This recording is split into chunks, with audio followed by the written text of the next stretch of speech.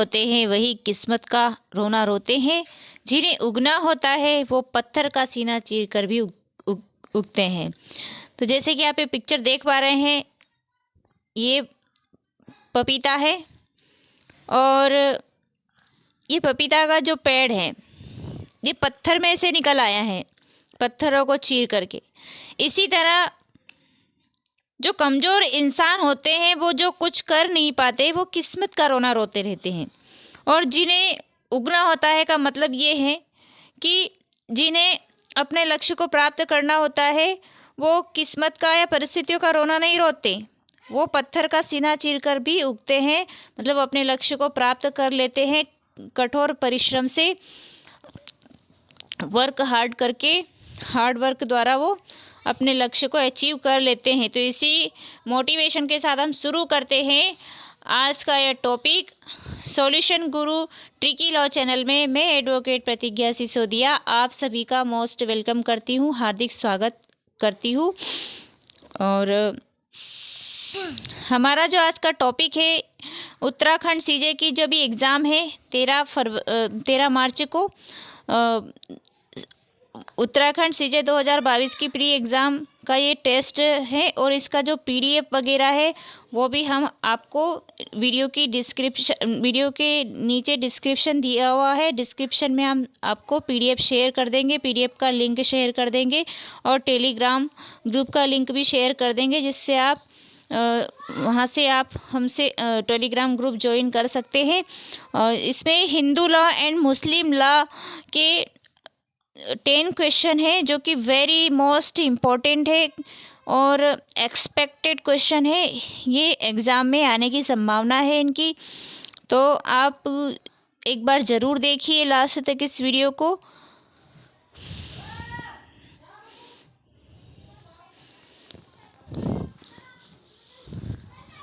हम इस जो टेस्ट है ये हिंदी इंग्लिश दोनों में करवाएंगे। टाइप इंग्लिश में किया हुआ है, लेकिन हम इसका हिंदी मीनिंग्स भी आपको बताते चलेंगे। क्वेश्चन नंबर 1 है, which of the following is not included in the term Hindus used in Hindu marriage act 1955। तो हिंदू विधि हिंदू लॉ में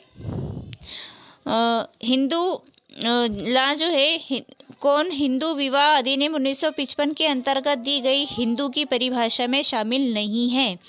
तो नंबर 1 है इसका ऑप्शन 1 सिख, 2 है जैन्स, 3 है ऑप्शन नंबर बुद्धिस्ट और 4 है पारसीस। तो ये आपको टेस्ट देते चलना है, इसका आंसर आपको बताना है इनमें से कौन शामिल नहीं है ना। हिंदू विवाह अधिनियम 1955 की अंतर्गत दी गई हिंदू की परिभाषा में कौन लोग शामिल नहीं है, तो कौन शामिल नहीं किया गया है, 4 ऑप्शन में से एक आपको करेक्ट आंसर बताना है। इसका करेक्ट आंसर है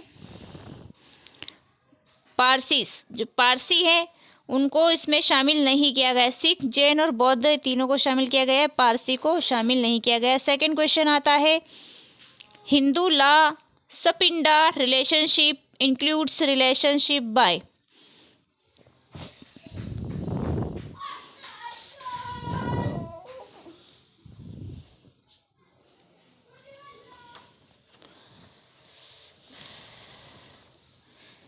हाँ, sorry, Hindu law sapinda relationship includes relationship by. Hindu विधि में सपिंड नातेदारी में निम्न नातेदारी शामिल है। तो इसमें 4 ऑप्शन दिए हुए, कौन सी रिलेशनशिप शामिल है, इंक्लूड से है। तो ऑप्शन नंबर 1 है half or uterine blood relationship, अर्ध या एकोदर रक्त की नातेदारी। सेकेंड ऑप्शन है फुल ब्लड रिलेशनशिप, पूर्ण रक्त की नातेदारी। थर्ड है दत्तक एडॉप्शन रिलेशनशिप, दत्तक ग्रहण की नातेदारी। और 4 नंबर है ऑल ऑफ द अबोव, उपरोक्त सभी। तो आपको इसका आंसर बताते चलना है कमेंट बॉक्स में, इसका क्या आंसर होगा। और आप लास्ट में ये ज़रूर बताइए कि आपके नंबर कितने स्कोर हो रहे हैं, ठीक है। इससे आपकी प्रिपरेशन का आपको पता चल जाएगा कि आपने कितनी अच्छी प्रिपरेशन की है। तो इसका राइट आंसर है ऑल ऑफ द अबव। और आप लोगों से मेरी एक रिक्वेस्ट है कि आप वीडियो को लास्ट तक ज़रूर देखिए। और ये इसका जो पार्ट फर्स्ट है और सेकंड पार्ट और लाएंगे, 10 क्वेश्चन उसमें करवा देंगे, तो आपके टोटल 20 क्वेश्चन हो जाएंगे, जिसमें से आपको एग्ज़ाम में आने की संभावना है। और आप लोगों को अगर ये वीडियो अच्छा लग रहा है, कंटेंट अच्छा लग रहा है, तो आप प्लीज़ लाइक ज़रूर करिए एंड चैनल को सब्सक्राइब कर लीजिए और अपने दोस्तों को शेयर कर दीजिए और बेल आइकन को ज़रूर प्रेस कर दीजिए ताकि आने वाली वीडियो की नोटिफिकेशन आपको अवेलेबल हो जाए। तो क्वेश्चन नंबर 3 है, Muslim law a marriage in Muslim law is. Muslim विधि में विवाह क्या होता है ना। तो मुस्लिम लॉ में विवाह क्या होता है, तो इसमें इसका है एक ऑप्शन नंबर 1 है a civil contract, civil contract होता है। एक सिविल अनुबंध है। सेकंड ऑप्शन है सेक्रामेंट, तो एक धार्मिक अनुष्ठान है। थर्ड ऑप्शन है a civil contract as well as a sacrament, एक सिविल अनुबंध के साथ साथ एक धार्मिक अनुष्ठान है। एंड 4 नंबर का ऑप्शन है सोशल स्टेटस, एक सामाजिक हैसियत है। तो इसका आंसर आपको बताना है कि ये क्या है। तो इसका राइट आंसर है ऑप्शन नंबर 1, एक सिविल अनुबंध है, a civil contract. Question number 4 है, Muslim law if the marriage was consummated a divorce Muslim wife. तो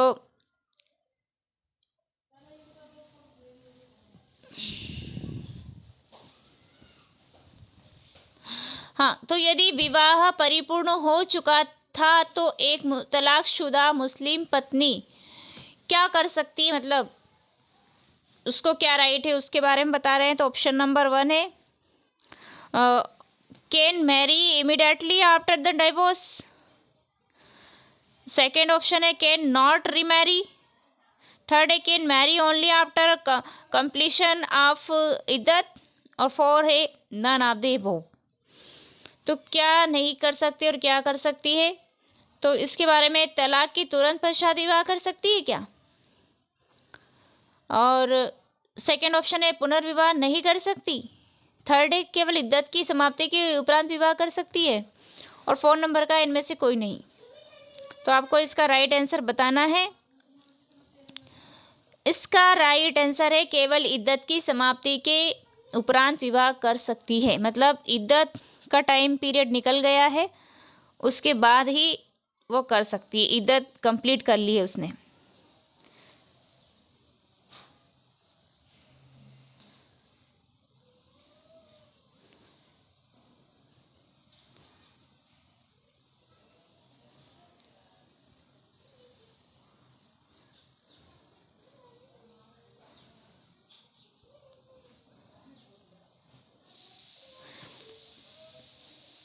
क्वेश्चन नंबर 5 है, Muslim law the provision of dissolution of Muslim marriage act 1939 give right of judicial divorce to. मतलब किसको दिया गया था, पहले जो 1939 का जो लॉ था, मुस्लिम एक्ट था, मुस्लिम मैरिज एक्ट, उसमें किसको राइट दिए गए थे जुडिशियल डाइवोर्स के।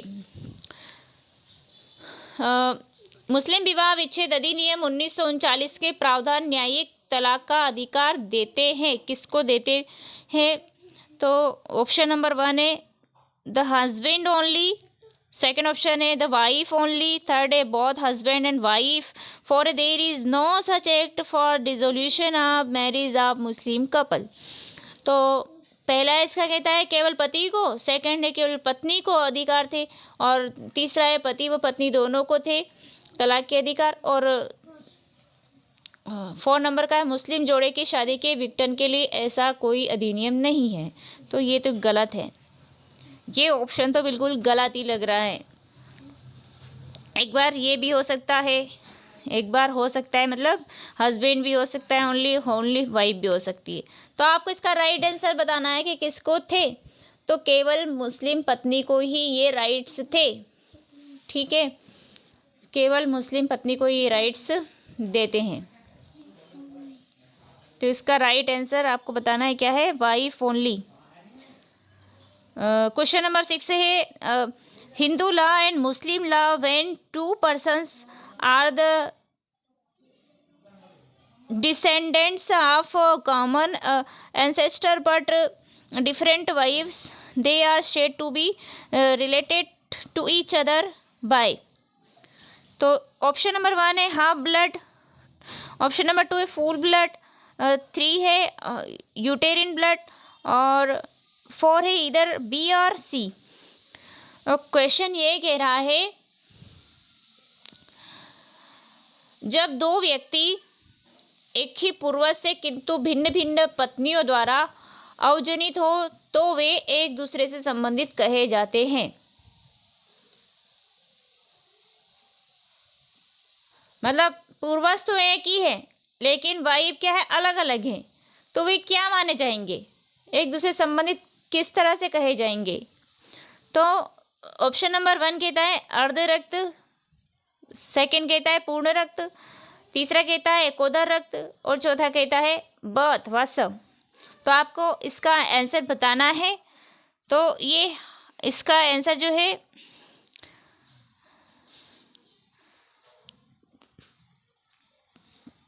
आंसर इसका है हाफ ब्लड, अर्ध रक्त कहे जाएंगे।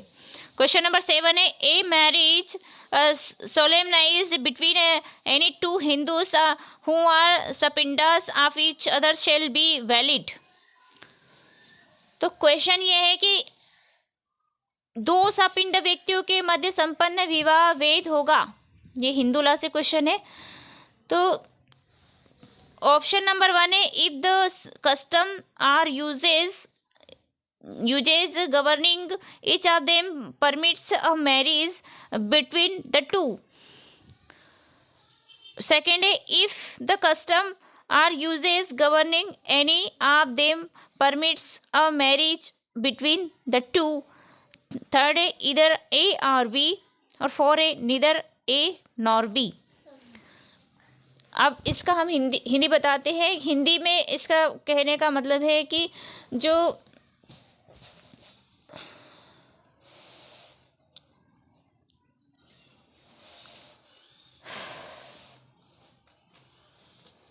दो सपिंड व्यक्तियों के मध्य संपन्न विवाह वैध होगा। ऑप्शन नंबर 1 है यदि उन्हें शासित करने वाली रूढ़ी या प्रथा विवाह को अनुमति करती हो, मतलब ऐसी कोई रूढ़ी है, ऐसी कोई प्रथा है जो उनको परमिशन देती है सपिंड नातेदारी में विवाह करने की। और सेकंड है यदि दोनों में से एक व्यक्ति को शासित करने वाली रूढ़ी या प्रथा विवाह को अनुमति करती हो। एक व्यक्ति को शासित करने वाली रूढ़ियों, मतलब पहला क्या कह रहा है, दोनों को ही शासित करने वाली हो, मतलब ऐसी रूढ़ी प्रथा। अब इसमें कह रही एक व्यक्ति को शासित करने वाली रूढ़ी या प्रथा विवाह को अनुमति परमिशन देती है, एक व्यक्ति को देती है। और तीसरा ये कह रहा है कि ए अथवा बी, या तो ए हो सकता है या बी हो सकता है, कंफर्म नहीं बता रहा है कि या तो वो है या वो है। अब 4 नंबर का है न ही अ न ही ब, न तो अ होगा न ब होगा, तो फिर क्या होगा, आप इसका राइट आंसर आप ही को बताना है। ये कंफ्यूज करने वाला क्वेश्चन है, इसमें आपको कंफ्यूज नहीं होना है, आपको इसका राइट आंसर बताना है।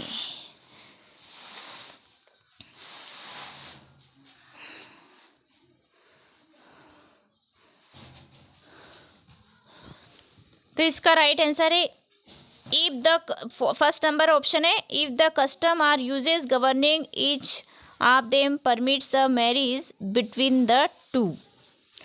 तो फर्स्ट ऑप्शन ये कह रहा है कि यदि उन्हें शासित करने वाली रूढ़ी या प्रथा विवाह को अनुमत करती है, मतलब ऐसी कोई रूढ़ी या प्रथा है उनके बीच में जो ऐसे विवाह को एक्सेप्ट करती, परमिशन देती है करने की सपिंड नातेदारी में, तो कर सकते हैं, तो मान्य होगी मतलब वो। क्वेश्चन नंबर 8 है where the manager of a joint Hindu family align its joint family property, the burden of proof of necessity lies. Option number 1 है on the alienor, option number 2 on the alienee, 3 on the alienor and alienee both, और 4 number है इधर on the alienee और the alienor depending on the facts or circumstances of the case. तो हिंदी में question ये कह रहा है कि संयुक्त हिंदू परिवार के कर्ता द्वारा संयुक्त हिंदू परिवार की संपत्ति को विक्रय किया जाता है तो आवश्यकता सिद्ध करने का भार है तो किस पर है? तो ऑप्शन नंबर 1 है विक्रेता पर है, सेकंड है क्रेता पर है, थर्ड है दोनों क्रेता एवं विक्रेता पर है, और 4 नंबर का है मामले की तथ्यों परिस्थिति में या तो क्रेता पर अथवा विक्रेता पर। मतलब जैसी परिस्थिति होगी या तो क्रेता पर चला जा सकता है या फिर विक्रेता पर, जैसी भी स्थिति होगी। तो आपको इसका आंसर बताना है, राइट आंसर क्या हो सकता है। तो इसका राइट आंसर है क्रेता पर, है ना। आवश्यकता सिद्ध करने का जो भार है वो क्रेता पर होगा, ऑन द एलाइनी।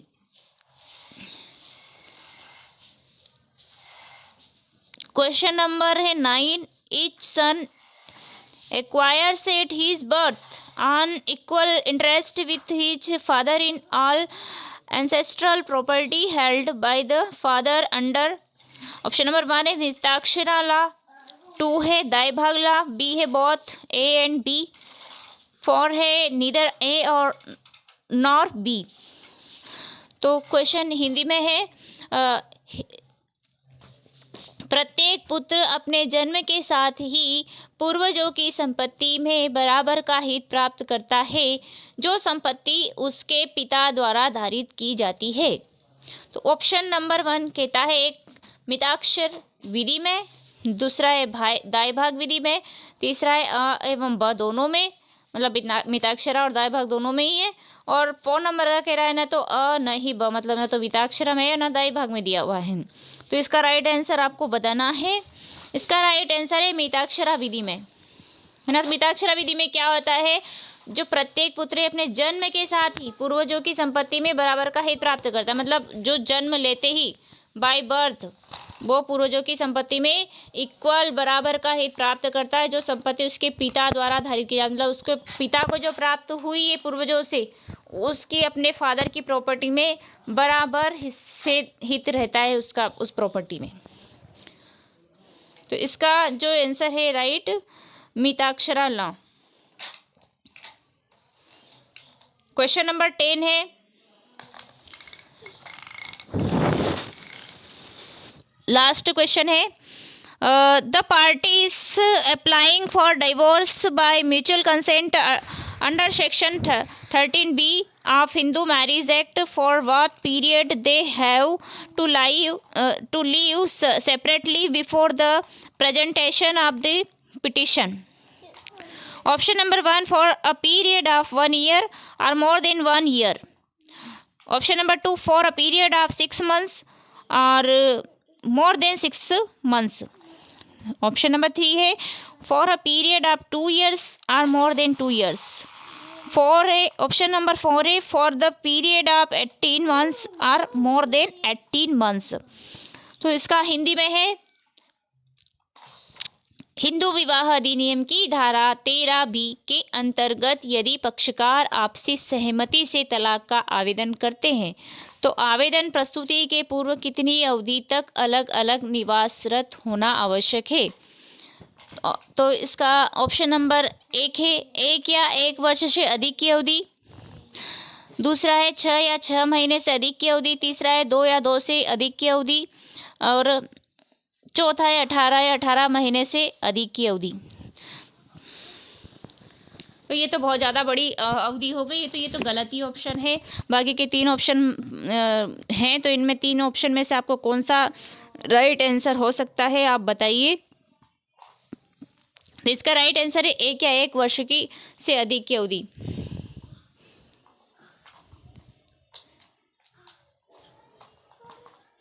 मतलब इसमें म्यूचुअल कंसेंट की बात है, आपसी सहमति से तलाक ले रहे हैं। आपसी सहमति का 13B में दिया हुआ है, तो जिसमें कितना पीरियड के बाद वो मतलब उनको अलग अलग रहते हुए 1 साल हो जाना चाहिए कंप्लीट ना, या तो 1 साल हो जाना चाहिए, उससे अधिक हो जाना चाहिए, तभी मतलब वो